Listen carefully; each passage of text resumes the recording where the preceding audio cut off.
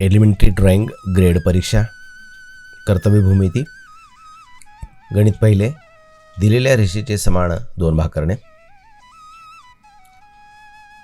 प्रथम दिलेली रेषा घ्या। या ठिकाणी आपण उदाहरणासाठी 7 सेंटीमीटर लांबीची रेषा AB घेत आहोत। AB 7 सेंटीमीटर रेषा काढा।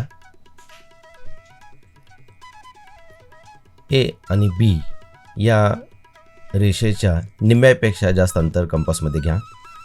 कंपासचं टोक A बिंदूवर ठेवा आणि रेषेच्या वरच्या बाजूस आणि खालच्या बाजूस कंस काढा।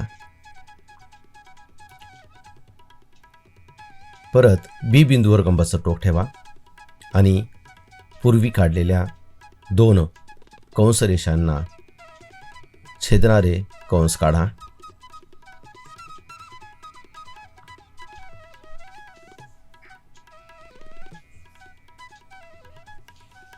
आपणास दोन छेदनबिंदू मिळालेले आहेत रेषेच्या दोन्ही बाजूस। ते आपण परस्परास जोडूयात।